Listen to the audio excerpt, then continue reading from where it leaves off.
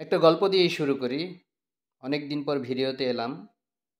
এই গল্পটি মোটামুটি হাস্যাস্পদ হলেও আমাদের করুণ বাস্তবতার সাথে বেশ মিল খাচ্ছে। সে কারণে মনে হলো যে এই গল্পটি আপনাদের সঙ্গে আজকে শেয়ার করি। একজন মহিলা তার স্বামীর চরম নিপীড়নের শিকার হয়ে এবং অত্যাচারিত হয়ে একদিন ভাবলেন যে তিনি আত্মহত্যা করবেন। তো যেই ভাবা সেই কাজ। সেই মহিলাটা একদিন ট্রেন লাইনে গিয়ে ট্রেন ক্রসিংয়ে গিয়ে ট্রেনের তলে পড়ে আত্মহত্যা করার চেষ্টা করলেন। প্রথম চেষ্টায় তিনি শুয়ে পড়লেন ট্রেন লাইনে।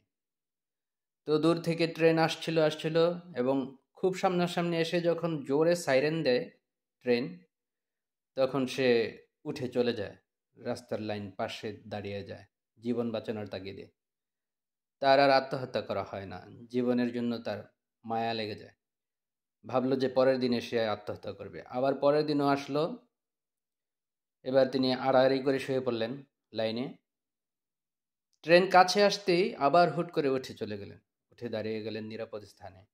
ভাবলেন এভাবে তো আর জীবন দেওয়া যাবে না, আত্মহত্যা করা যাবে না, প্রাণের মায়া তো চলে আসে, কি করা যায়। পরে তিনি ভাবলেন পরবর্তী ট্রেনের আগেই তিনি এক বুদ্ধি আঁটলেন।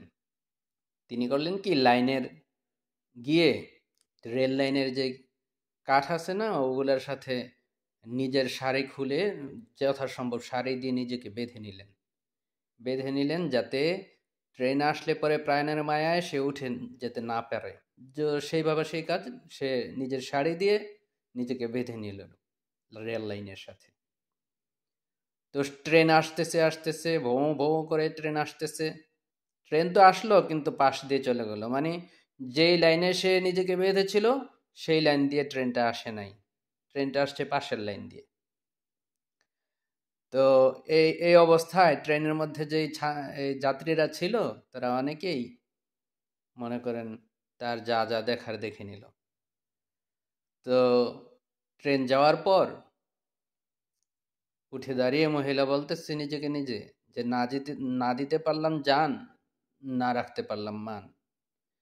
তো আমাদের অবস্থা হয়েছে সেরকম আজকে, যে আমরা একটা ফ্যাসিস্ট সরকারকে হটিয়ে বা উৎখাত করে আমরা ভেবেছিলাম যে সোনার বাংলাদেশ গড়ে ফেলবো, একটা শান্তির দেশ গড়ে ফেলবো, একটা গণতান্ত্রিক আবহ পরিবেশ বিরাজ করবে, মানুষ তার মনের ভাব প্রকাশ করতে পারবে। বিপ্লব ব্যাহাত হয়ে যাচ্ছে, এই চিন্তায় আমাদের ঘুম আসছে না। ওই যে ওই মহিলার মতো আমরা বারবার আশায় বুক বাঁধি যে এইভাবে আত্মহত্যা করবো, ওইভাবে আত্মহত্যা করবো, কিন্তু পারি না। লাস্টে আত্মহত্যার জন্য নিজের শাড়ি খুলে বাইন্ধা নিয়েছি লাইনে, কিন্তু মরতে পারলাম না।